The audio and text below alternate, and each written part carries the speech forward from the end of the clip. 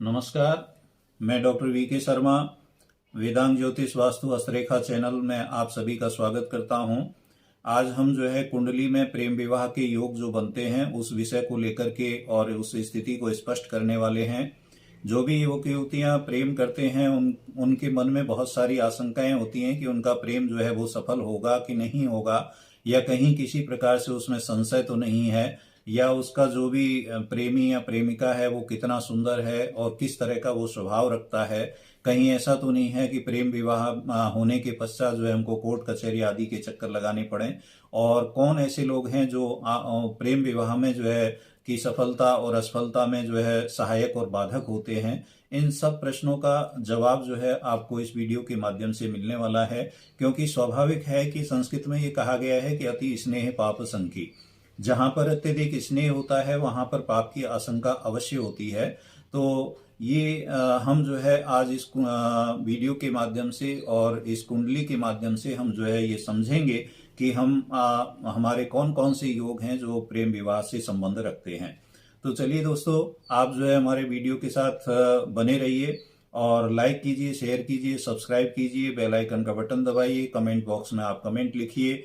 और लास्ट में, इस वीडियो के लास्ट में मैं आपको रेमेडी भी देने वाला हूं कि किसी भी प्रकार की आपके प्रेम विवाह के योग में कोई असफलता है तो जो है उसको आप किस प्रकार से उसको सफलता में परिवर्तित कर सकते हैं, ये भी मैं आपको आज बताने वाला हूं। चलिए दोस्तों, मूल विषय की ओर आते हैं। हमारी कुंडली में जो है ये 12 भाव होते हैं, 1 2 3 4, ये 5 6 7 8 9 10 11 12। इन 12 घरों में से दोस्तों जो है सबसे जो महत्वपूर्ण जो घर होते हैं वो हैं लग्न, चतुर्थ, पंचम और सप्तम, जो कि हमारे प्रेम विवाह से संबंध रखते हैं। अब इसमें सबसे पहले जो मूल विषय आता है वो आता है शुक्र का। शुक्र प्रेम का कारक है, शुक्र मेल भी है। और दूसरा ग्रह होता है मंगल, जो कि फीमेल है और वो ऊर्जा का भी कारक होता है। तो दोस्तों, शुक्र और मंगल की कहीं न कहीं प्रेम विवाह में बहुत अहम भूमिका होती है। लेकिन इससे पहले हमें ये समझना है कि ये जो लग्न भाव होता है, इस लग्न भाव में हमारे कौन सी राशि पड़ी हुई है। क्योंकि लग्न में जो है चर राशि है, स्थिर राशि है, द्विस्वभाव राशि है। जैसी भी राशि इसमें पड़ी हुई है उस राशि के अनुसार जो है जातक का स्वभाव होगा, उस राशि के अनुसार ही प्रेमी या प्रेमिका का स्वभाव होगा। चर होगा चंचल जो है वो प्रवृत्ति का होगा, स्थिर है तो वो दृढ़ होगा, मजबूत होगा, अपनी बात पर जो है वो हमेशा टिके रहने वाला होगा। और यदि द्विस्वभाव है तो वो प्रेम के साथ साथ जो है उसका एक स्वभाव अन्य भी कहीं चल सकता है। तो हमें सबसे पहले यहां से देख लेना है कि चर राशि है, स्थिर राशि है, द्विस्वभाव राशि है। दूसरा हमें जो है, अब हम यहां पर आते हैं, ये पंचम जो घर है, ये पंचम घर जो है भावना का है, ज्ञान का है, संतान का है, और ये बुद्धि का है, और ये विद्या का भी है। अब जहां पर भावना है वहां पर प्रेम भी होता है, क्योंकि बिना भावना के प्रेम संपन्न नहीं होता। दूसरा घर जो है ये सप्तम है, ये जो है ये विवाह का कारक है। अब ये जब प्रेम है और ये यहां पर विवाह है, तो स्वाभाविक सी बात है कि प्रेम और विवाह इन दोनों के बीच में संबंध होगा, तभी ये दोनों शब्द मिलकर के और प्रेम विवाह को संपन्न कर सकते हैं। तो अब हम यहीं से जो है इस चीज को समझेंगे कि पंचम जो घर है, इस पंचम घर का स्वामी जो है इसमें बैठ जाए या इस घर का स्वामी इसमें बैठ जाए तो प्रेम विवाह का योग बनता है। दूसरा, दोनों घर के स्वामी कुंडली में कहीं भी साथ में बैठ जाएं तो प्रेम विवाह का योग बनता है। तीसरा, यदि जो है ये इस घर का स्वामी और इस घर का स्वामी ये यदि एक दूसरे को दृष्ट करें, एक दूसरे को पूर्ण दृष्टि से देखते हों, तो भी जो है प्रेम विवाह का योग बनता है। अब स्थिति आती है कि ये पंचमेश जो है, ये पंचमेश यदि जो है सात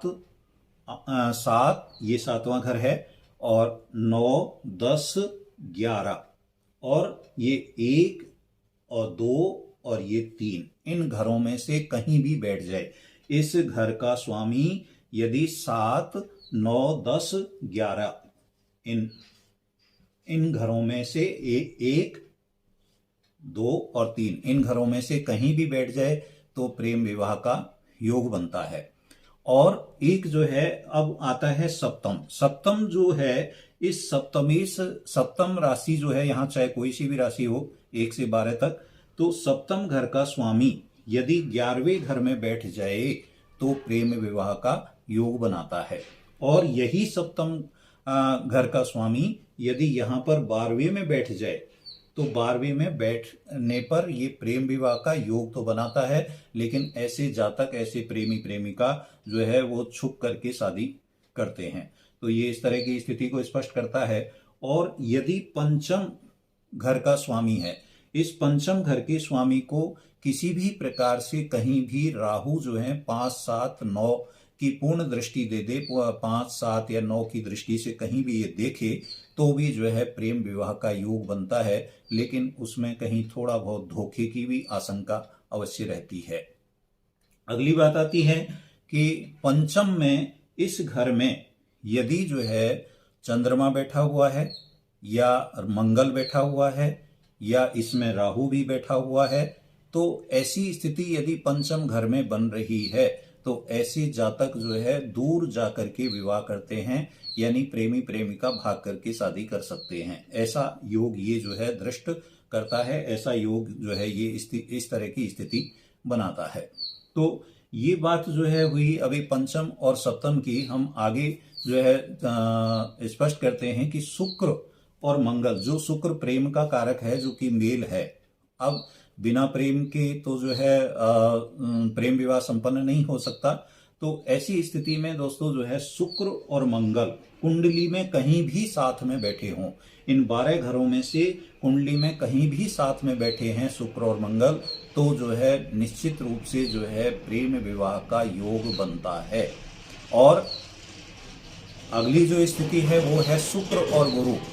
अब ये आपको देखना है कि शुक्र मंगल कुंडली में कहीं भी साथ में बैठे हों तो प्रेम विवाह योग बनेगा, लेकिन कहीं थोड़ा सा जो है कई बार जो है आशंका भी रहती है, मंगल के कारण धोखा भी कई बार हो जाता है। लेकिन शुक्र और गुरु यदि कुंडली में कहीं भी साथ में बैठे हैं तो दोस्तों ऐसे जातक जो है विवेकपूर्ण प्रेम करते हैं और उनमें आपस में इतना सामंजस्य होता है, उनमें आपस में उनकी ऐसी युति होती है कि वो पूरे प्रेम को ही सफल नहीं करते, प्रेम विवाह को भी वो सफल करते हैं। वासना उसमें कम होती है, प्रेम उसमें ज्यादा होता है और दोनों एकदम सही मार्ग पर, सटीक मार्ग पर आगे चल करके और जीवन को संपन्न करते हैं। तो दोस्तों ये शुक्र और गुरु की स्थिति है। और आगे आता है कि शुक्र जो है कुंडली में कहीं बैठा है और उसको सप्तमेश, इस घर का स्वामी उसको देख रहा है, तो सप्तमेश और यदि कहीं राहु और केतु की वहां पर युति भी बन रही है तो भी प्रेम विवाह का योग बनता है। अब सप्तम में जैसे राहु बैठ जाए तो दोस्तों सप्तम में यदि राहु बैठ जाएगा तो राहु जो है वो गड़बड़ करता है। अब ऐसी स्थिति में राहु क्या करता है कि वो वैवाहिक जीवन को पूरी तरह से डिस्टर्ब करता है और लगभग परेशान भी करता है, दोनों को ही परेशान करता है। तो ये राहु की जो स्थिति है, यदि राहु सप्तम घर में है तो वो क्या करेगा, आपको जो है प्रेम विवाह तो कर देगा, लेकिन जो है वो आपको सेपरेशन की तरफ ले जाएगा। यानी वो जो है उसमें दोनों सेपरेट भी रह सकते हैं और इन दोनों में जैसे सेपरेशन में फिर तलाक भी नहीं होने देता। वैसे तो जो है देखिए दोस्तों, जब भी शादी होती है तो शादी में 2 की जरूरत होती है, लड़का और लड़की की। वैसे ही तलाक में भी 2 की जरूरत होती है, लड़का और लड़की की। तो तलाक की जो स्थिति है उसको केवल जो है एक लड़के की हम कुंडली देख लें या लड़की की हम कुंडली देख लें तो उससे हम उस चीज को स्पष्ट नहीं कर सकते। दोनों की कुंडली से ही जो है तलाक के योग को स्पष्ट किया जा सकता है।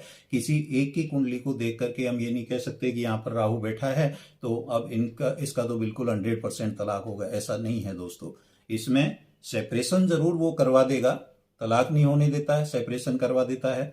तो वो स्थिति जो है बनती है वो दोनों की कुंडली देख करके ही पता लग सकता है। वैसे ये क्या है, ये आपको जो है बेसिक योग हम बता रहे हैं, क्योंकि इसकी यदि हम और स्ट्रांगनेस देखना चाहते हैं तो वो D9 चार्ट जो होता है, नवमास जो कुंडली होती है, उस नवमास कुंडली में ही ये फाइनल हो सकता है कि इनका किस प्रकार से जो है प्रेम कितनी गहराई तक जाएगा और किस प्रकार से उसमें सफलता और असफलता हो सकती है। वो चीजें D9 से स्पष्ट होती हैं। लेकिन ये बेसिक योग हैं जो एकदम से देखते ही, कुंडली देखते ही जो है वो क्लिक करते हैं और वो पता लगते हैं कि इनके इस तरह की स्थिति बनी हुई है।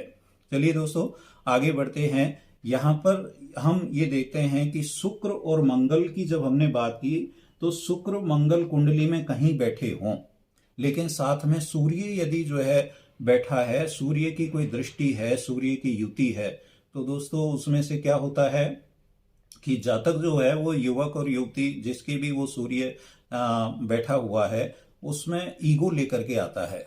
और वो ईगो ऐसा होता है कि वो किसी दीवार को नहीं मानता दोस्तों, क्योंकि वो वहां पर फिर क्या है कि उसका प्रेम और वो सब पीछे रह जाता है, वो ईगो एकदम से सामने आ जाता है। तो वहां उससे क्या है कि हमारा जो प्रेम विवाह है, हमारा जो वैवाहिक जीवन है वो डिस्टर्ब होता है।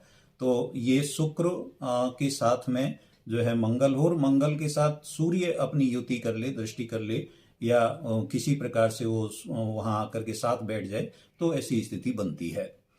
अब इसमें आगे आता है दोस्तों लग्न का स्वामी, इस घर का स्वामी और गुरु यदि जो है ये दोनों नीच राशि में चले जाएं तो जो है प्रेम विवाह का योग बनता है। साथ में राहु केतु भी यदि युति कर दें, यदि वो दृष्टि कर दें, तो बिल्कुल जो है प्रेम विवाह का योग बन जाता है।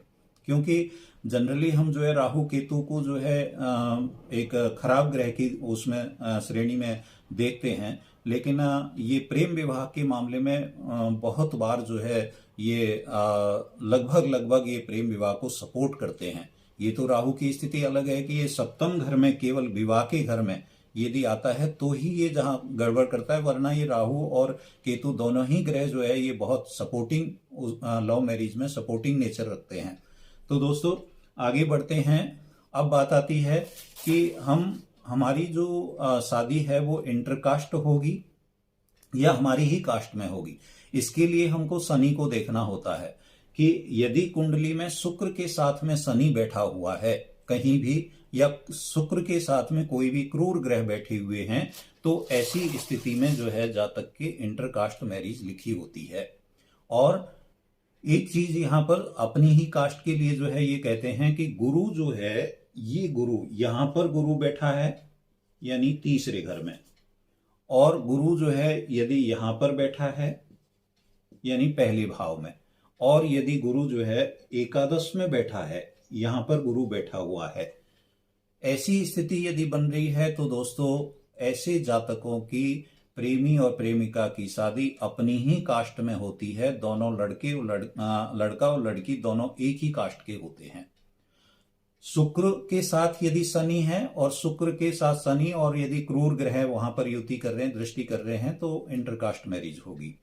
एक स्थिति और बनती है कि पंचमेश सप्तमेश, यदि पंचम घर का स्वामी और ये सप्तम घर का स्वामी यदि नीच राशि में है। मैंने एक मेरे पिछले वीडियो में जो है एक कमेंट देखा था, तो उसमें किसी ने कमेंट किया था कि पंचमेश मेरे यदि नीच का है तो क्या कोई जो है प्रेम विवाह का योग बनता है या नहीं बनता है। दोस्तों प्रेम विवाह का योग निश्चित रूप से बनता है, लेकिन इंटरकास्ट जो है मैरिज का योग बनता है। और अगली बात अब आती है कि सप्तम या सप्तम, इस सप्तम घर का स्वामी, ये सप्तम घर का स्वामी या सप्तमेश जो होता है, ये सप्तमेश पर यदि राहु की दृष्टि हो जाए या शनि की दृष्टि हो जाए तो भी जो है इंटरकास्ट मैरिज बनती है, इंटरकास्ट मैरिज होती है। अब आगे जो है हम ये देखें कि हमारे ये सब योग तो जो है बनते हैं, लेकिन कहीं इन योगों में असफलता भी आ सकती है क्या। तो दोस्तों असफलता का जो है स्थिति ये बनती है कि यदि जो है पंचम घर का स्वामी, इस घर का स्वामी 4 इस चौथे घर में, दोस्तों यहां से धोखा मिलता है प्रेमी और प्रेमिकाओं को, चौथे घर में या 8वें घर में या इस 12वें घर में, 4, 8, 12 और ये 6, छठा घर, यदि इस घर का स्वामी, पंचम घर का स्वामी यदि 4, 6, 8 और 12 इन घरों में यदि बैठ जाए तो जो है प्रेम तो होता है, इसमें तो नो डाउट, लेकिन जो है उनका प्रेम विवाह में परिणत होने में सशंकित रहता है, उसमें संदेह होगा।